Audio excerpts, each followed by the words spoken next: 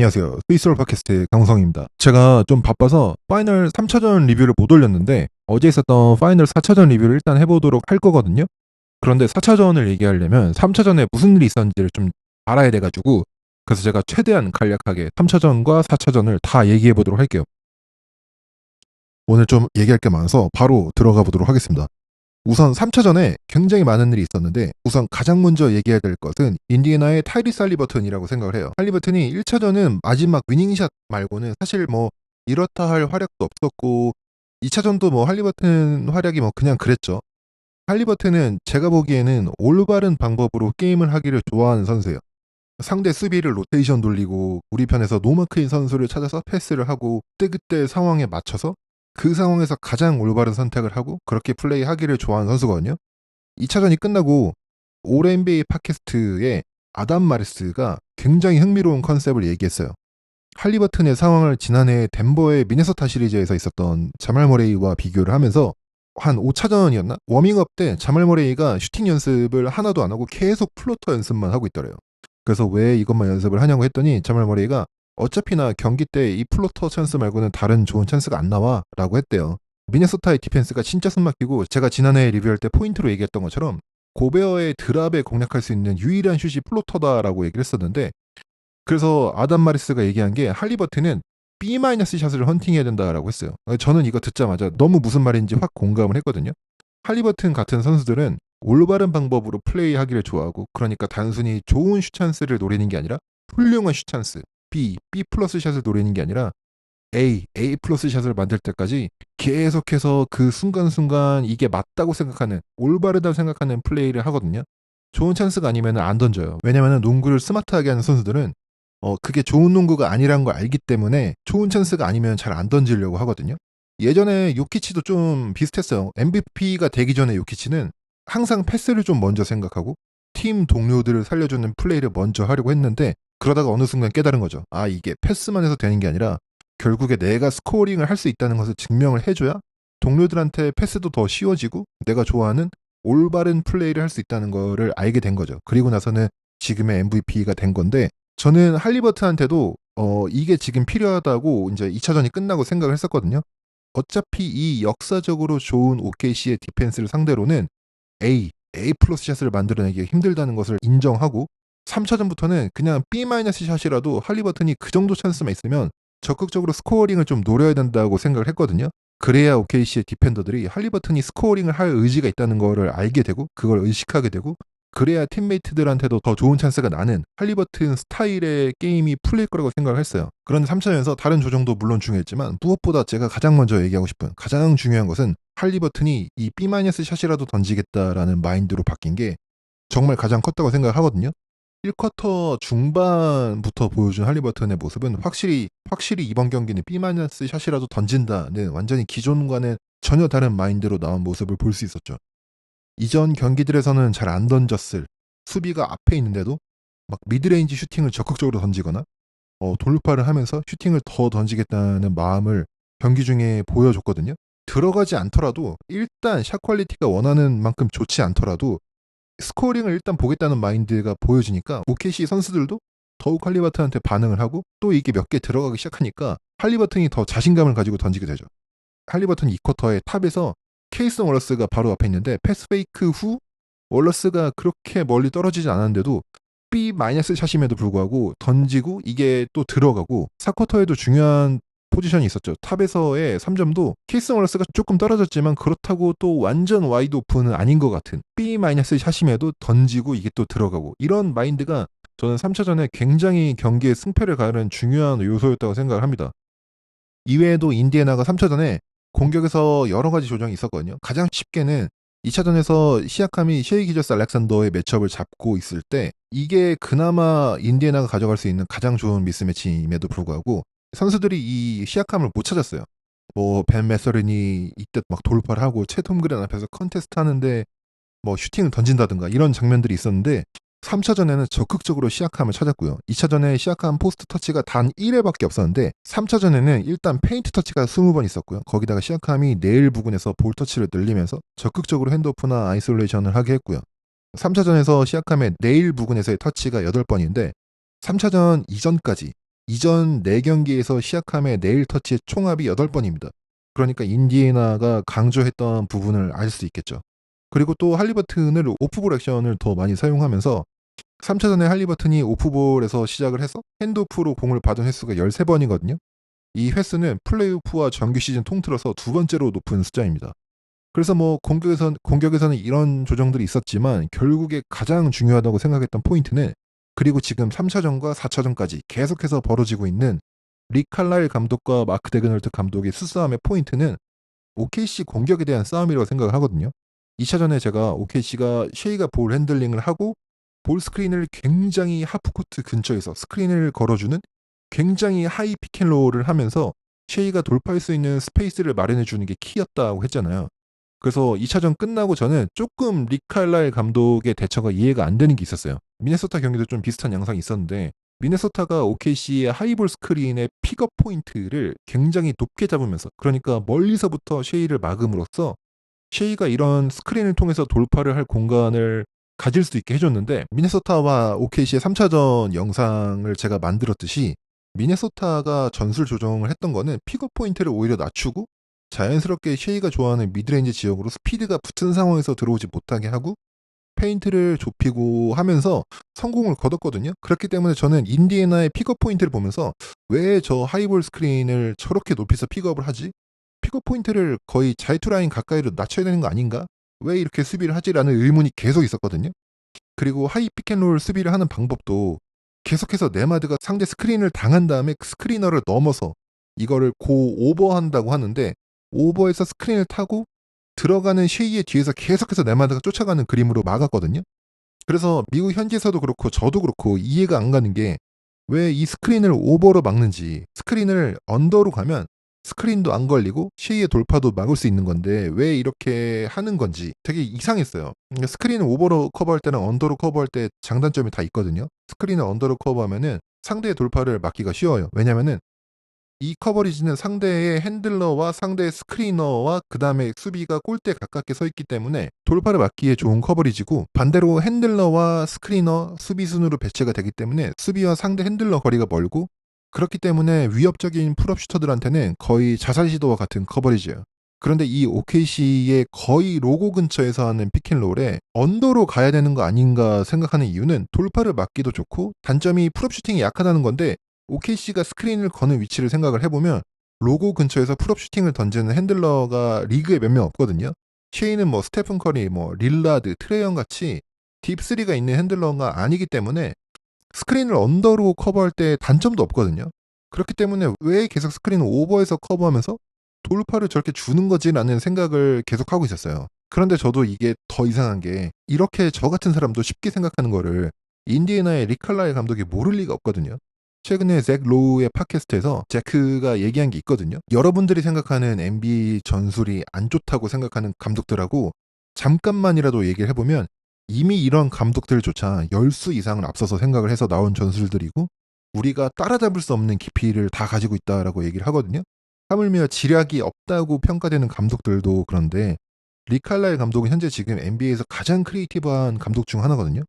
그래서 저는 단순히 리칼라의 감독이 이런 걸 생각을 안 해본 게 아니라 쉐이를 이렇게 막는 뭔가 이유가 있을 거야라는 생각으로 3차전을 봤고, 3차전을 보면서 저는 이제 리칼라의 감독이 노리는 게 뭔지 확실하게 안 것 같아요. 플레이오프 라운드가 올라가면 올라갈수록, 특히 파이널까지 오게 되면 모든 팀들의 강점과 약점이 낱낱이 드러나거든요. 그리고 서로 상대의 약점을 극한으로 공략을 하게 되고, 이 약점을 극복하고 지키려는 전략적인 싸움이 계속되는데, OKC가 가진 강점은 디펜스죠. 어느 팀도 현재 OKC만큼의 수비에서의 실링을 따라갈 수가 없습니다. 하지만 제가 프리뷰에서도 얘기했듯이 OKC의 수비가 강한 만큼 공격은 그만큼 실링이 높진 않다고 했죠. 파이널에 온 팀들은 모두 공격과 수비가 좋아요. 그렇기 때문에 안 좋다고 얘기하는 게 아니라, 인디애나와 비교했을 때 OKC의 공격은 실링이 높지는 않습니다. 그 이유 중 하나가, OKC의 로스터를 보면은 공격에서 필요한 요소들, 뭐 특히 볼 핸들링, 플레이메이킹, 샷메이킹 등등 이 많은 것들이 되는 선수가 쉐이밖에 없어요. 제이덥은 뭐 샷크레이팅이나 핸들링은 되지만 플레이메이킹은 아직 늘어야 할 영역들이 많고, 채톰그랜도 뭐 플레이 피니셔에 가깝고, 그 외 나머지 롤 플레이어들 루돌츠, 카루소, 아이제아조, 케이스 놀러스 다 뭐 플레이 피니셔에 가깝죠. 반면에 인디애나는 일단 플레이 스타일은 둘째치고라도 그냥 로스터상만 봐도 할리버튼, 네마드, 뭐 핸들링, 플레이메이킹 다 되죠. 시약함도 어느 정도 되죠. 벤치에서 TJ 맥커널도 나오죠. 거기다가 인디애나는 서로 볼을 쉐어하고 볼과 플레이어 무브먼트가 많은 시스템을 이미 구축을 해놨어요. 그렇기 때문에 인디애나가 오펜스에서 실링이 훨씬 높고, 그렇기 때문에 제가 시즌 중에 쉐이가 MVP가 되어야 하는 이유로 꼽은 것 중 하나가 OKC의 오펜스가 잘 작동할 수 있는 이유는 오로지 쉐이 기저스 알렉산더 덕분이라고 했죠. OKC에는 플레이메이킹과 공격을 만들 수 있는 능력의 총합이 인디애나와 비교해서 현저히 떨어지는데, 이게 지금 릭 칼라일 감독이 후벼파고 있는 OKC의 약점이죠. 릭 칼라일 감독은 쉐이가 유일하게 오펜스에서 모든 것들을 할 수 있는 선수란 말이지, 우리가 쉐이를 완전히 지치게 만들면 경기 후반, 시리즈 후반에 갔을 때 쉐이가 공격을 여전히 캐리할 수 있는지 보자. 왜냐면 OKC, 너네 팀에 쉐이가 하는 거 해줄 수 있는 다른 선수 없잖아. 너네 그런 시스템도 없잖아.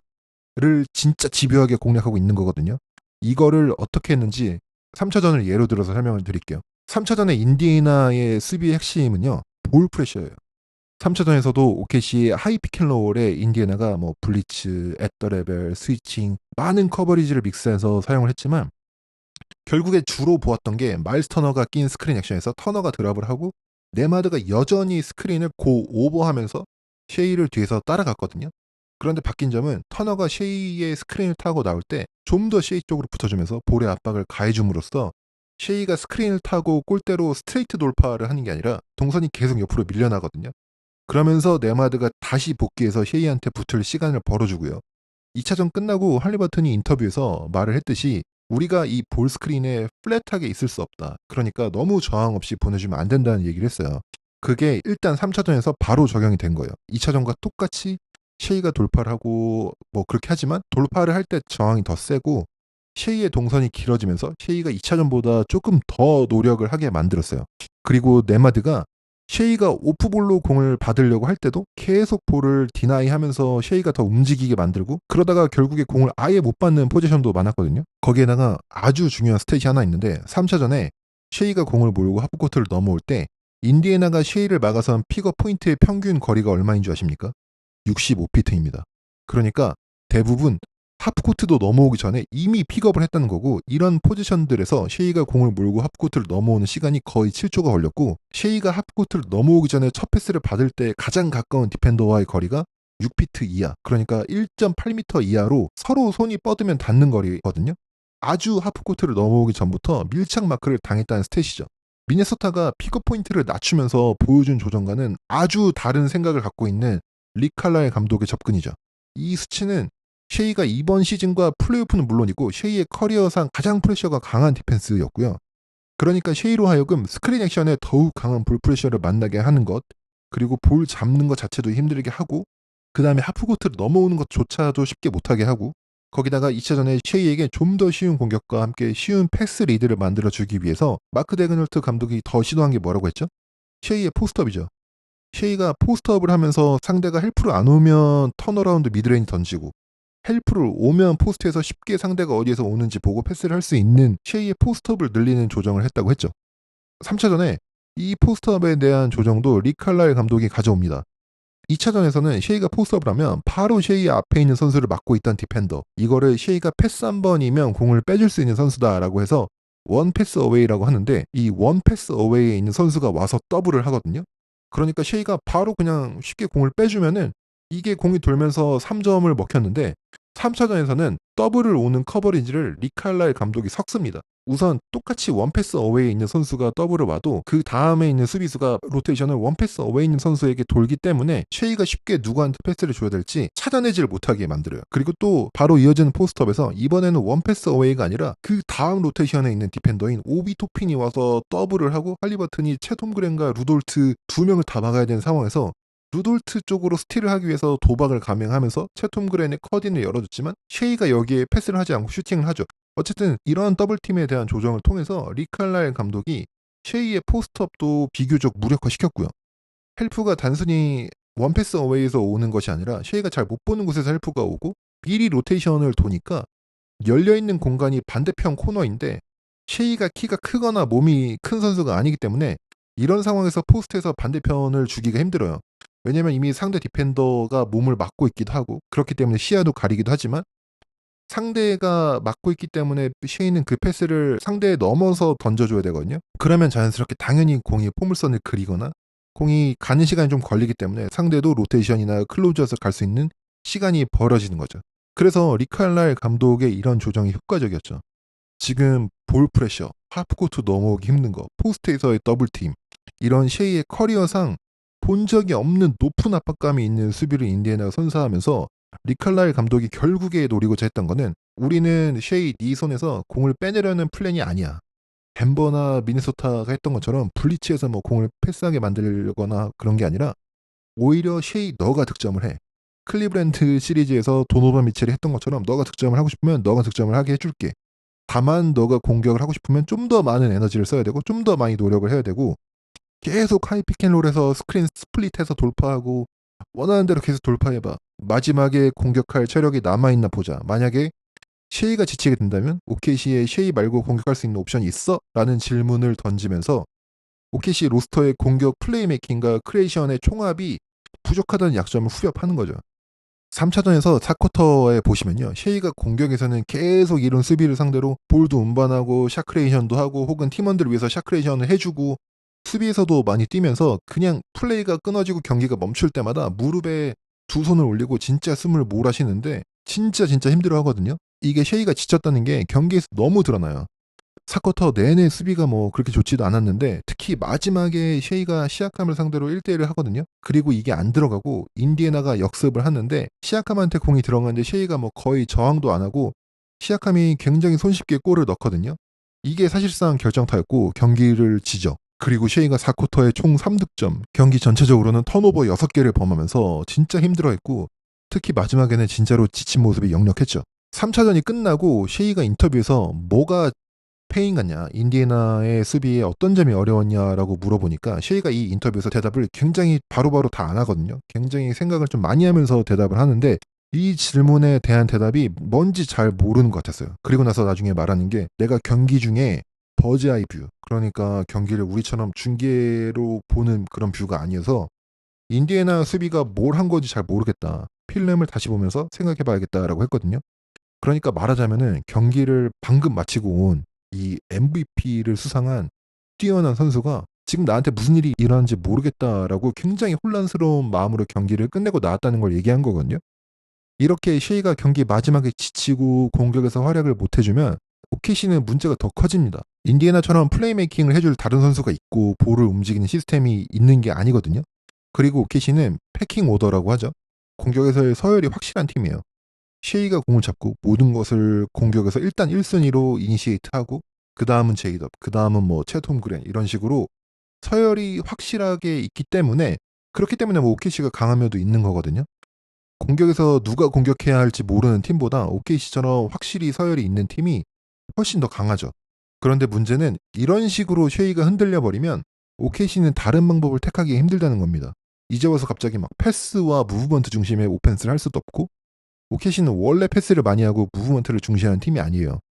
정규 시즌 패스 웨스 리그 하위 6위, 플레이오프에서도 역시 경기당 248개로 뒤에서 세 번째. 반면에 인디애나는 항상 패스가 전체 1위고요. 그렇기 때문에 갑자기 팀 컬러를 바꿔서 OKC가 패스 중심의 게임을 할 수도 없고 그렇다고 제일런 윌리엄스가 공격을 한다? 그것도 어려운 게 그러면 쉐이는 오프볼 상황인데 쉐이가 오프볼일 때 위력적인지 그리고 MVP이자 득점왕을 세워두고 다른 선수가 공격을 하고 싶은지 이거는 OKC 스타일이 아니에요. 그래서 저는 4차전에 OKC의 마크 데그너트 감독이 지금 리칼라이 감독이 제시하는 문제를 어떻게 해결할까가 굉장히 궁금했어요. 그러면서 경기를 봤는데 저는 일단 4차전 조정이나 이런 걸 얘기하기 전에 4차전은 일단 제일 먼저 얘기하고 싶은 선수는 제일런 윌리엄스입니다. 제일런 윌리엄스가 지금 이번 플레이오프를 통해서 우리 눈앞에서 성장을 해나가는 모습을 보여주고 있거든요. 이번 플레이오프 들어오면서 OKC의 2옵션으로 충분한가? 제일런 윌리엄스가 과연 챔피언십 팀의 2옵션이 될 수 있는가라는 물음을 많이 들어왔던 제일런 윌리엄스인데 덴버 시리즈를 통해서 중요할 때 활약을 해주는 모습을 보여주면서 완전히 이런 의구심을 지워버리고 무엇보다 이게 뭐 세상의 평가나 미디어의 의구심이라기보다 자기 스스로도 '내가 그런 선수인가?'라는 의구심을 갖고 있었을 텐데 덴버 시리즈를 통해서 제일런 윌리엄스가 자기 자신을 완전히 믿기 시작했고 팀의 어엿한 2옵션으로 성장해 나가는 모습을 지금 보여주고 있다고 생각하거든요. 그리고 어제 있었던 인디애나와의 4차전은 제일런 윌리엄스의 플레이를 보면서 저는 좀 감동을 받았습니다. 제가 이따 뒤에 얘기하겠지만 마크 데그널트 감독의 게임 플랜 덕분인지 어쨌든 셰이가 경기 초반에 활약이 별로 좋진 않았어요. 그리고 1쿼터부터 3쿼터까지 오케시가 경기를 별로 못했어요. 오케시가 보통 피지컬함 그리고 활동량으로 상대를 압도하면서 경기를 가져가는 팀인데 오히려 인디애나의 경기의 피지컬리티에 굉장히 밀리고요. 인디애나도 굉장히 터프한 팀이긴 하거든요. 인디애나가 오케시보다 더 터프하게 더 피지컬하게 경기를 하면서 오케시가 장악해야 되는 부분도 밀리고 인디애나는 공격도 잘 되고 3점도 들어가고 할리버튼이 자유자재로 돌파하면서 페인트에서 레이업 넣고 3쿼터에 10점 차까지 벌어졌거든요. 이거를 보면서 저는 경기가 OKC의 손에서 빠져나간다고 생각을 했어요. OKC가 전체적으로 피지컬 경쟁 레벨에서도 인디애나한테 밀리고 샷메이킹도 밀리고 인디애나가 다른 모든 팀들한테 그랬듯이 계속 달리고 계속 트랜지션 푸시하고 하면서 OKC가 지쳐가는 모습이 좀 보였거든요. 이런 OKC를 버티게 해준 선수가 저는 제일런 윌리엄스라고 생각합니다.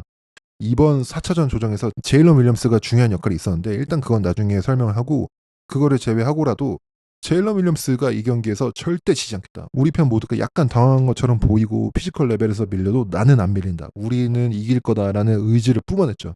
오늘 경기에서 계속 다운힐 돌파하고 중요할 때마다 점수를 내면서 이 경기가 가비지로 가지 않게 해준 역할도 제일런 윌리엄스가 물론 해줬지만 저는 이거보다 더 중요한 게 인디애나 선수들이 굉장히 피지컬하게 플레이하면서 거친 파울도 하고 그랬는데 물론 오케시도 그런 걸 많이 하긴 하지만 원래는 NBA에서 그거는 오케시만 하는 거예요. 오케시가 당한 적은 별로 없어요. 제일 피지컬하고 상대를 괴롭히는 게 오케시 쪽이거든요. 그런데 이렇게 파이널에서 피지컬적으로 오히려 당하는 입장이 되니까 저는 오케시의 어린 선수들이 조금 당황한 것 같아요. 그런데 이 쿼터에 제일런 윌리엄스가 레이업 시도를 하다가 또 이런 피지컬한 파울을 당해서 등으로 이렇게 뒤로 떨어지거든요. 그런데 제일런 윌리엄스가 심판한테 뭐 항의하거나 인디애나 선수들이랑 싸우려고 하거나 이런 게 아니라 바로 스프링에 막 튕겨 나온 것처럼 일어나서 아무런 내색도 안 하고 자유투수로 가거든요. 이게 마치 마이클 조던 다큐멘터리 라스트 댄스에 나오듯이 시카고와 디트로이트 시리즈에서 스카티 피펜이 거친 파울 당하고 내색 안 하고 일어나는 장면 같았거든요. 제일런 윌리엄스의 멘탈리티가 보이는 거죠. 너네들이 아무리 피지컬하게 해도 나한테는 아무 느낌도 없어. 내가 더 세다는 걸 보여줄게. 라는 제일런 윌리엄스의 멘탈이 느껴지는 것 같았거든요. 4쿼터 마지막에도 진짜 크게 떨어졌는데 그때도 뭐 바로 일어나서 내색도 안 하죠. 제일런 윌리엄스가 모든 팀원이 약간 흔들릴 때 혼자 이런 멘탈리티로 팀을 이끌었고 4쿼터까지 팀이 버티게 해줬어요. 이런 제일런 윌리엄스의 투지를 보면서 저는 진짜 감동을 좀 받은 게임이었습니다. 다시 4차전 양팀 전술 싸움으로 돌아와서 마크 데그널트 감독이 3차전에 보여준 리칼라일 감독의 우리가 볼 프레셔를 높이고 셰이가 하프코트 넘어온 것조차 힘들게 하고 셰이를 지치게 하면 너네 뭐 할 건데? 라는 이제 물음에 답을 해야죠. 그래서 마크 데그널트 감독이 가져온 조정들이 좀 있는데 무엇보다 첫 번째는 제일런 윌리엄스가 공을 몰고 하프코트를 넘어오는 포지션을 훨씬 많이 늘렸습니다. 셰이는 제 기억에 1쿼터에 볼을 하프코트로 몰고 넘어온 포지션이 있나 싶을 정도로 초반에는 볼 운반을 거의 하지 않았고 제일런 윌리엄스가 경기 중 총 25번을 공을 몰고 하프코트를 넘어오면서 이 시리즈 중에서 가장 많은 포지션을 공을 몰고 넘어왔고요. 이렇게 하는 이유가 뭐다? 결국에 셰이를 볼 프레셔로부터 풀어주고 셰이가 에너지를 세이브해서 지치지 않게 보호해주려고 하는 거죠. 이번 4차전은 셰이를 지치지 않게 해주는 것이 OKC의 모든 전술의 포인트였어요. 셰이의 출전 시간과 로테이션도 변화가 있었죠.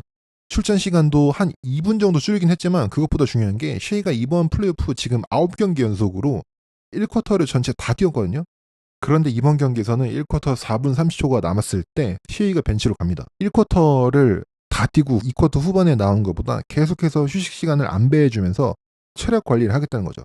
사실 3쿼터도 이때쯤 뺐었는데 3쿼터는 아까 제가 말씀드린 대로 게임이 약간 OKC 선에서 빠져나가는 것 같았어요. 그래서 3쿼터에는 셰이가 얼마 쉬지 못하고 들어오긴 했지만 그런 상황만 아니었다면 아마 마크 데그널트 감독은 셰이한테 쉬는 시간을 더 줬을 거예요. 어쨌든 이런 출전 시간 로테이션을 조정을 하면서 셰이가 지치는 것을 좀 방지하려고 했고요. 또 존 디펜스도 사용했죠.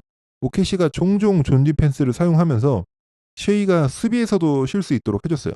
그런데 이것도 양팀 감독의 지략 대결이 진짜 흥미롭죠. 오케시가 존 디펜스를 몇 번 사용하니까 리칼라일 감독이 존 디펜스를 못 쓰게 하려고 기가 막힌 세트 액션을 가지고 왔죠. 크로스 랍이라고 불리는 액션인데 벙커 스팟에 있던 오비토핀이랑 윙에 있던 벤 셰퍼드가 서로 X자로 교차하면서 OKC 수비 두 명을 동시에 스크린을 걸고 완전히 가운데 공간이 열리게 해주면서 TJ 맥코널이 미드레인지 슈팅을 하도록 세트 액션을 하거든요. 이게 결국에 공격 리바운드 후 벤 셰퍼드의 3점 슈팅이 들어갔는데 이러한 액션도 진짜 리칼라일 감독 너무 기가 막히게 하는 것 같고요. 어쨌든 지금 양 팀의 싸움은 쉐이를 덜 지치게 할 수 있냐 없냐의 대결로 가고 있는 거거든요. 상대의 볼 프레셔, 특히 앤드류 네마드의 쉐이에 대한 볼 프레셔도 마크 데그널트 감독이 덜어주려고 했죠.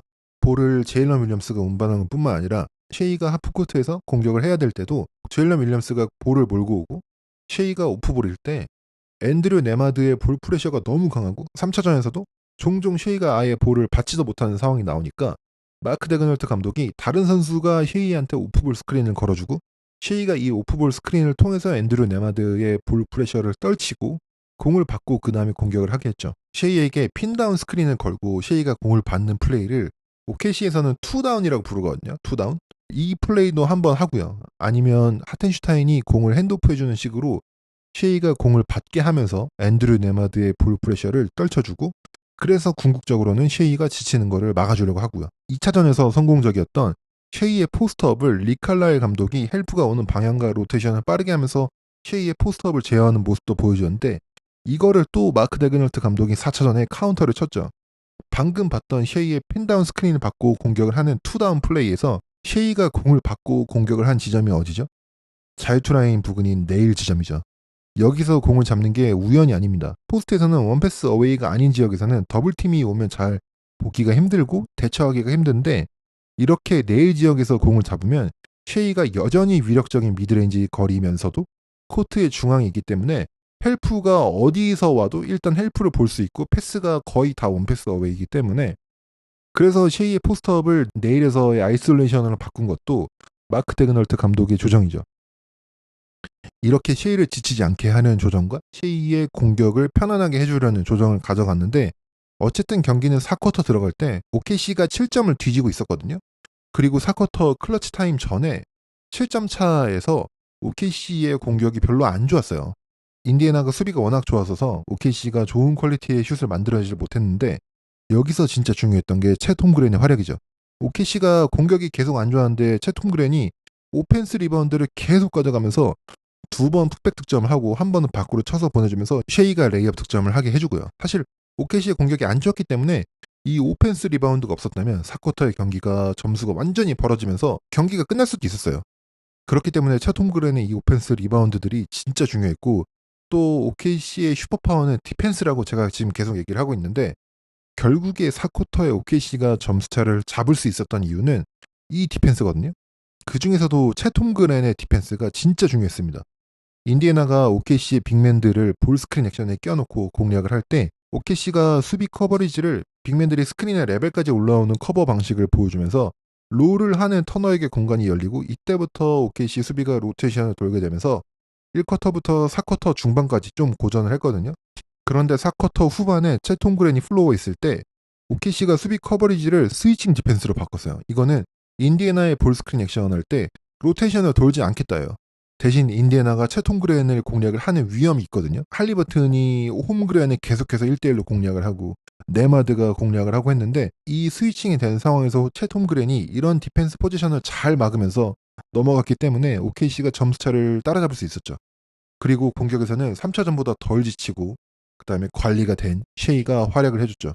특히 주목해야 될 게 OKC가 클러치 상황에서 타겟팅한 선수가 터너나 뭐 할리버튼 이런 선수가 아니라 제일런 윌리엄스가 볼을 핸들링하고 쉐이가 스크린을 걸어주면서 인디애나가 수비를 네마드와 니스미스가 스위칭을 하게 하면서 결국에 쉐이랑 니스미스 매치업을 만들었거든요. 그리고 OKC는 쉐이가 니스미스 공략을 했죠. 재밌는 게 네마드랑 니스미스가 인디애나의 최고의 프리미터 디펜더 2명이거든요. 그런데 이렇게 해서 니스미스를 공략한다는 거는 쉐이는 니스미스는 한번 공략해볼 만하다는 거예요. 쉐이가 뭐 제이든 맥다니엘스처럼 길쭉길쭉한 디펜더들도 별로 문제가 안 되었거든요. 보면은 쉐이는 빠른 선수가 잘 막는 것 같아요. 네마드처럼 피지컬하게 버티기도 하면서 굉장히 빠른 선수들이 쉐이를 지금 잘 막고 있는데, 니스미스는 제일런 브론슨처럼 힘이 좋은 선수들을 상대로 잘 막는 것 같고요. 재밌는 게 뉴욕 닉스는 진짜 무슨 수를 써서라도 제일런 브론슨한테 니스미스 떼내려고 했는데, 지금 오케시는 네마드를 쉐이한테 떼내서 니스미스한테 붙이려고 하는 거죠. 어쨌든 오케시가 클러치 타임에서 제가 오케시의 필살 전술에서 분석해드린 대로 계속해서 플랫 얼라인먼트에서 제일런 윌리엄스가 드리블을 하고 쉐이가 스크린을 걸어준 뒤 니스미스 매치업을 잡고 공략을 했고요. 이번 경기에서 쉐이가 스크린을 총 7번 걸었는데 모두 다 제일런 윌리엄스가 볼 핸들러인 상황이었고요. 이 스크린 7번은 쉐이의 이번 시즌 통틀어서 두 번째로만 했습니다. 그리고 이 액션을 통해서 니스미스 매치업을 잡은 쉐이는 오늘은 지친 기색이 없이 공략을 하면서 4쿼터에만 총 15득점을 하고요. 4쿼터에 3득점을 한 3차전과는 확연히 다른 모습이죠. 이런 전술 싸움이 재밌는 게 리칼라이 감독이 후벼파려고 하는 약점인 너네 쉐이 지치면 할 거 없잖아 라는 질문에 마크 데그널트 감독이 무리하게 막 팀의 스타일을 바꾸려고 하거나 뭐 그런 게 아니라 여전히 OKC 스타일대로 쉐이 중심의 공격을 하는데 최대한 쉐이가 여전히 효과적일 수 있도록 다른 세부 사항들을 조정해 주는 거죠.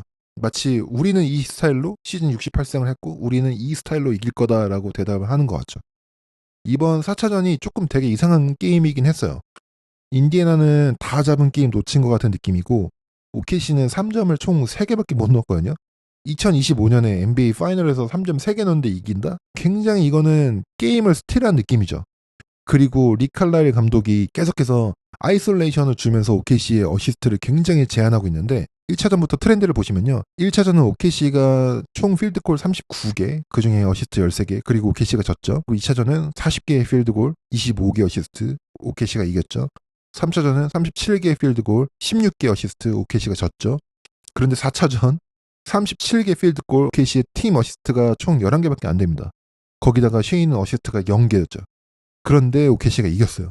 이번 4차전도 리칼라일 감독이 원하는 대로 그림은 짜여졌어요. 그런데 OKC가 이겼단 말이에요. 이 경기는 제 생각에는 양 팀이 다 경기가 끝나고도 이긴 OKC마저 상대의 퍼즐을 풀었다라는 느낌은 아닐 것 같아요.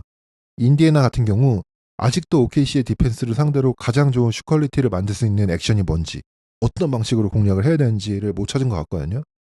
그리고 4차전을 이겼지만 OKC 역시 지금 굉장히 여러 부분에서 혼란스러워요. 4차전에 스타팅 라인업을 다시 투빅 라인업으로 들고 나왔는데 어떤 커버리지를 써야 될지 아직도 탐색 중인 것 같고, 로테이션도 계속 바뀌면서 어떤 선수를 언제 써야 되는지 아직 OKC 스스로도 계속 탐색하는 중인 것 같고, 오늘 경기는 이겼지만 인디애나를 완전히 파악했다라는 느낌은 아닐 것 같거든요. 그래서 저는 다음 경기가 너무너무 기대됩니다. 양 팀이 또 어떤 조정을 들고 나올지, 어떤 방식으로 전술 싸움을 걸지가 궁금하거든요. 이제 OKC가 이겼으니까 굉장히 남은 일정이 심플해졌죠. 다시 3전 2선승제, 그리고 OKC는 홈에서 2경기를 하게 되는데 홈 어드밴티지를 가져왔고요. 좋은 상황이긴 합니다만 아직 몰라요. 왜냐면 인디애나가 1차전에 승리를 가져간 게 이런 플레이오프에서는 1차전 승리가 중요한 이유가 하나 더 있거든요. 지금 보시는 것처럼 1차전 인디애나가 승리하니까 2차전 OKC가 조정을 해서 이기고, 3차전에서 인디애나가 다시 조정을 해서 이기고, 4차전에 OKC가 이렇게 조정을 해서 이기고, 이렇게 서로 상대가 뭐 하는지를 보고 바꾸기 때문에 1차전을 먼저 이긴 팀이 먼저 조정할 필요가 없고, 그러다가 보면 결국에 7차전까지 가게 되면 마지막에 조정을 하면서 7차전을 들어갈 수 있는 팀이 1차전을 이긴 팀이거든요. 그런 메리트가 지금 완전 크리에이티브하게 미친 듯한 전술을 내오고 있는 리칼라일 감독에게 있기 때문에 저는 OKC라면은 안심을 못할 것 같아요. 그래서 저는 더욱더 5차전에 어떻게 나올지가 궁금하고요. 오늘 제가 3차전, 4차전 막 동시에 얘기하다 보니까 좀 길어지고 두서가 없을 수도 있을 것 같은데, 이렇게 긴 에피소드도 오늘 다 시청해주시고 들어주셔서 감사합니다. 저는 5차전은 경기 끝나면 최대한 빠르게 리뷰하도록 하겠습니다. 감사합니다.